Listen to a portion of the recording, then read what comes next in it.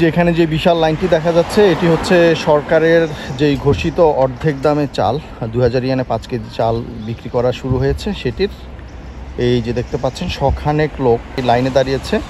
সকাল 8টা থেকে এখানে কুপন দেওয়া হবে, যে যারা এই চালটি নিতে চায় তারা হলো এখানে লাইনে দাঁড়াবে, কুপন দেওয়া হবে 8টা থেকে 9টা থেকে হলো চাল বিতরণ শুরু হবে।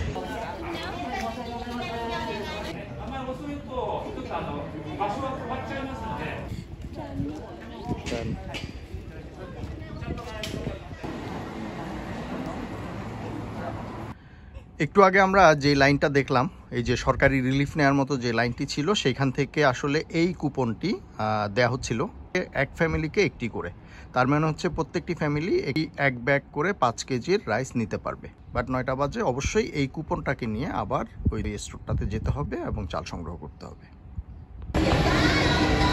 এই যে এখন আমরা যেটা দেখতে পাচ্ছি, এই যে এক একজন টোকেন নিয়ে আসছে। সকাল 8টা থেকে যে টোকেনগুলো বিতরণ করা হয়েছিল সেই টোকেনগুলো এখন এক একজন নিয়ে আসছে। আর এখানে এই চালের যে স্টক আছে সেখান থেকে এক একটি করে ব্যাগ দিয়ে দেওয়া হচ্ছে। এই যে এখান থেকে এক একটি করে ব্যাগ সবাইকে বিতরণ করা হচ্ছে। তো বেসিক ফর্মুলা হচ্ছে একটি ফ্যামিলির জন্য সপ্তাহে একটি ব্যাগই দেওয়া হবে, মানে 5 কেজি চাল এক সপ্তাহের জন্য দেওয়া হবে, যেটা এখন বিতরণ চলছে।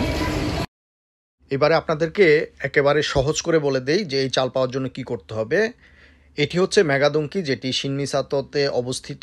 এইখানে আপনাকে আসতে হবে সকাল 8টায় স্কেডিউল ডেতে, এসে কুপন সংগ্রহ করতে হবে।